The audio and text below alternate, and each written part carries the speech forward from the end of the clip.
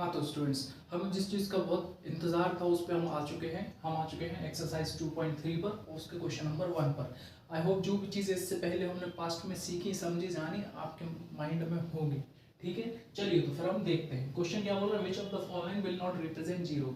ये जो हमें ABCD में जो कुछ भी दिए हैं, है ना, वैल्यूज वगैरह, ये हमें क्या जीरो रिप्रेजेंट कर रहे हैं क्या? चलो तो फिर अब देख लेते हैं जीरो कौन कौन रिप्रेजेंट कर रहा है, कौन कौन जीरो नहीं रिप्रेजेंट कर रहा है। अब साधारण भाषा में कहूँ तो 1 में जब जीरो को ऐड करूंगा तो आंसर मेरा 1 बताएगा।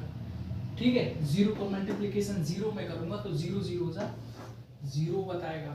0 को डिवाइड 2 में करूंगा तो मेरे को क्या मिलेगा, 0 ही मिलेगा।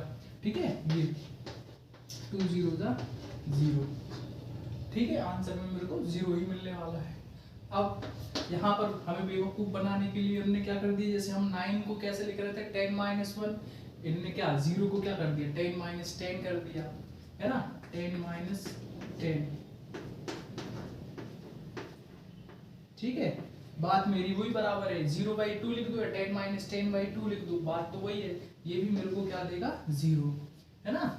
ये दोनों एक ही हैं, बस इनने 0 को किस फॉर्म में लिख दिया, ब्रेक कर दिया 10 - 10 में। ठीक है, बात वही है। तो अब ये B, C और D हमें क्या दे रहा है, हाँ ये रिप्रेजेंट कर रहे हैं कि हाँ ये 0 है, लेकिन कौन रिप्रेजेंट नहीं कर रहा, नंबर A, क्योंकि 1 में जब हम 0 को ऐड कर रहे हैं तो वो क्या दे रहा है, हमें 1 दे रहा है। ठीक है, which of the following will not represent 0। So A is not represent 0, B represent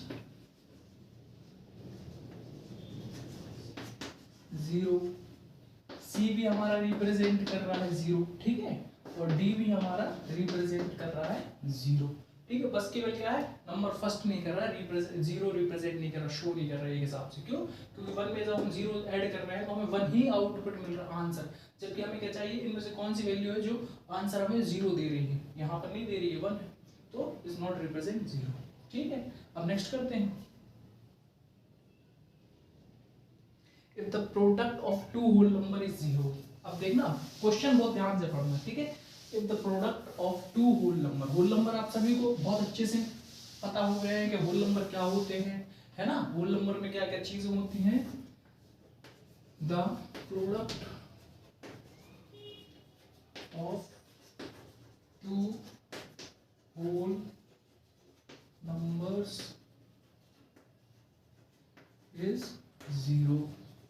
ठीक है, 0 है भाई, the product of two whole number is 0। Can we say that one or both, can we say that one or both.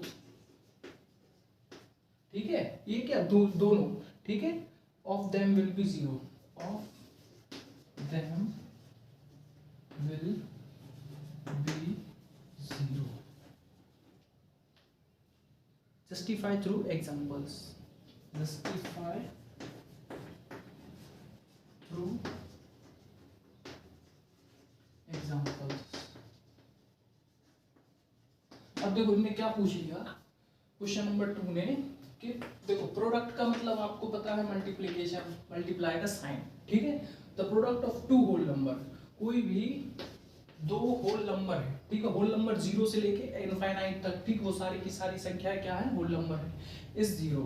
मतलब ये मेरी एक, ये मेरा एक होल नंबर है, ये मेरा एक होल नंबर है, इनके बीच में मैंने क्या कर दिया प्रोडक्ट, तो जो मेरा आंसर आए होल नंबर इज 0 है। ठीक है, the product of two whole number is 0। ठीक है, can we say that one or both, क्या हम ये कह सकते हैं कि या तो ये एक या ये दोनों, ठीक है, देम विल बी 0, ये दोनों के दोनों 0 हो सकते हैं, है ना। बस आंसर से देना, हाँ भाई क्यों नहीं हो सकते दोनों के दोनों 0, भाई 0 एक होल नंबर है।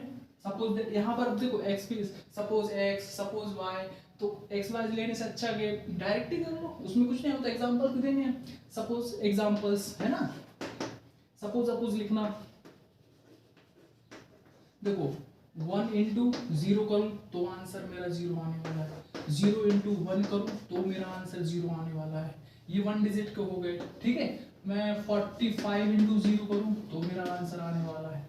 अब इनने बस क्या बोल दिया, the product of two whole number is 0, can we say that one or both of them will be 0, मतलब या तो ये एक या ये दोनों ही 0 हो सकते हैं। तो भाई ऑब्वियस सी बात है, क्यों नहीं हो सकते, 0 का मल्टीप्लाई 0 में करूंगा तो आंसर मेरा 0 ही आएगा।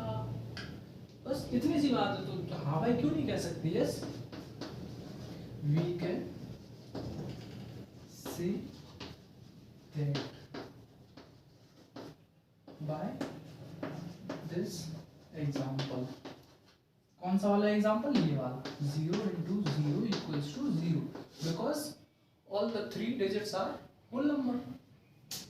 ओके ठीक है, ये चीज भी आपको बहुत अच्छे से क्लियर हो गई, इसमें कुछ है ही नहीं। ठीक है, बस ये बताना था कि यदि एक डिजिट मतलब दोनों डिजिट 0 हो तो क्या आंसर हमारे 0 आ सकता है, बिल्कुल आ सकता है, खत्म बात। इससे ज्यादा हमें कुछ करना ही नहीं है, और भी एग्जांपल्स लेके हमने देख लिए। अब क्वेश्चन नंबर 3 भी हम जल्दी से फास्टली कर लेते हैं। क्या बोल रहा है क्वेश्चन नंबर 3? क्वेश्चन नंबर 3 बोल रहा है if the product of two whole number is 1। अब हमने देखो उसी से रिलेटेड क्वेश्चन लिया, the product of two whole number is 1। ठीक है, कोई दो होल नंबर है उसका प्रोडक्ट है 1, can we say that one or both. अब वही का वही क्वेश्चन है यार, can we say that one or both of them will be, one or both of them will be क्या, देखते हैं, 1 justify through will be 1 justify through example। ठीक है, अब देखो सेम क्वेश्चन नंबर 2 के थ्रू इनने पूछ लिया जैसा ही कि प्रोडक्ट कोई भी, ये दो नंबर है, ठीक है, होल नंबर, इसको हम x भी मान सकते हैं, इसको हम y भी मान सकते हैं, मैथमेटिक्स में मानना ही मानना है। ठीक है, प्रोडक्ट मतलब मल्टीप्लिकेशन। ठीक है, तो कोई भी दो नंबर है, होल नंबर है, इज 1, और ये जो इसका आंसर आ रहा है क्या, 1। ठीक है, can we say that one of both, या तो ये एक या तो ये दोनों whole number of them will be 1, क्या ये दोनों 1 हो सकते हैं। अब बस क्या ये दोनों 1 हो सकते हैं, अरे भाई ऑफ कोर्स 1 हो सकते हैं, क्यों नहीं हो सकते। 1 का मल्टीप्लाई 1 करूंगा तभी तो मेरे को प्रोडक्ट आंसर में क्या मिलेगा, 1 मिलेगा, ऑफ कोर्स, है ना, both of them will be 1, yes of course, yes they will be 1,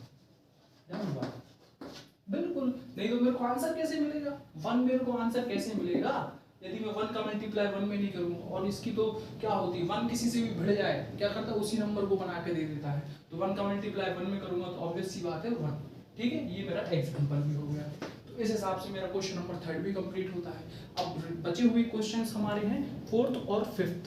4th और 5th क्वेश्चन को मैं नेक्स्ट वाले सेशन में कंप्लीट करके इस चैप्टर को कंप्लीट करना चाहूंगा।